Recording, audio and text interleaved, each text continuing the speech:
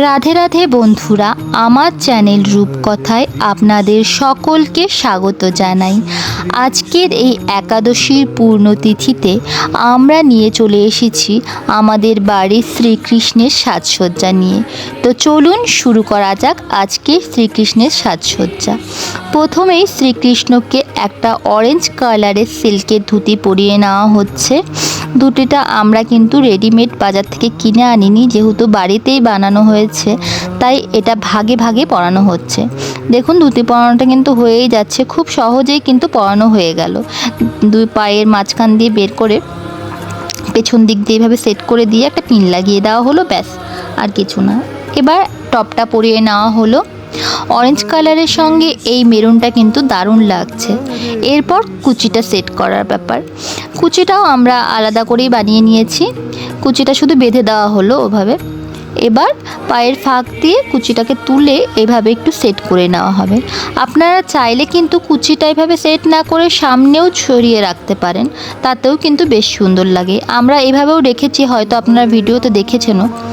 এবার হচ্ছে হাতে ওড়নাটা আর কিছু করা হলো না, শুধু হাতে ঝুলিয়ে দেওয়া হলো, ব্যাস। এরপর কোমর বন্ধনী দিয়ে ধুতিটাকে পুরো সেট করা হলো। এবার গয়না পরানোর পালা। গলায় একটা স্টোনের হার পরানো হলো। আজকে যেসব গয়নাগুলো দেখছেন সেগুলো সবই স্টোনের পরানো হবে। গোল্ডেন গয়নার ভিডিও আপনারা অনেকেই দেখেছেন, তো আজকে ভাবলাম একটু অন্যরকম দেখাই আপনাদের, তো সেই কারণেই স্টোনের গয়না বাছা হলো। চুলটাও সেট করা হলো কথা বলতে বলতে। এবার কানের পড়ছে। এই গয়নাগুলো কিন্তু খুব বেশি দাম না, বলতে গেলে 20 টাকা, 30 টাকা, 50 টাকা এর মধ্যে কিন্তু হয়ে যাবে।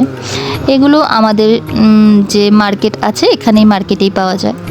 তো এই মতি জুয়েলারিটাও কিন্তু বেশ সুন্দর মানিয়েছে, সাইড দিয়ে ফাঁকা লাগছিল তাই আমরা দিলাম, বেশ ভালো লাগছে। এবার চূড়াটা সেট করা হলো। এবার শ্রীকৃষ্ণের সাজ সম্পূর্ণ করা হলো ময়ূরের পালকটা দিয়ে। এছাড়া কি আর সাজ কমপ্লিট হয়? এবার হাতে বাঁশি দিয়ে দেওয়া হলো, ব্যাস আমাদের শ্রীকৃষ্ণের সাজ কিন্তু পুরোপুরিভাবে একদম কমপ্লিট। তো দেখুন, আপনারাই বলুন আমাদের শ্রীকৃষ্ণকে আজ একাদশীর দিনে ঠিক কেমন লাগছে। আমরা তো কেউ চোখ ফেরাতে পারছি না, আমি জানি 100% শিওর আপনারাও কেউ চোখ ফেরাতে পারছেন না। তাই কমেন্টে সবাই কিন্তু রাধে রাধে লিখে যাবেন।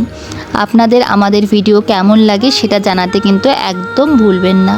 আপনারা কিন্তু এখন আমাদের ভিডিও আগের মতো দেখছেন না, তাই প্লিজ আমাদের ভিডিওগুলো দেখবেন, কমেন্ট করবেন, তাহলে আমরা বেশ উৎসাহ পাবো আরও ভিডিও দেওয়ার। শ্রীকৃষ্ণের সাজসজ্জা কেমন হয়েছে সেটা অবশ্যই জানাবেন। এবার দর্পণে দেখে নিল শ্রীকৃষ্ণ, তার মুখ কেমন লাগছে আপনারা কিন্তু অবশ্যই জানাবেন। আজকের মতো এখানেই আমরা ভিডিও শেষ করছি। খুব শিগগিরই রাধারানীর ভিডিও চলে আসবে। রাধারানীকে দেখতে পাচ্ছেন তো যুগলে কেমন লাগছে। আপনারা যদি রাধারানীর ভিডিওটা দেখতে চান কত তাড়াতাড়ি, আপনারা কিন্তু কমেন্টে জানাবেন। খুব তাড়াতাড়ি আসবে, কথা দিচ্ছি, রাধারানীর ভিডিওটাও। তো চলুন আজকের মতো ভিডিওটা এখানেই শেষ করছি। আপনারা সবাই আমাদের পাশে থাকবেন। ধন্যবাদ।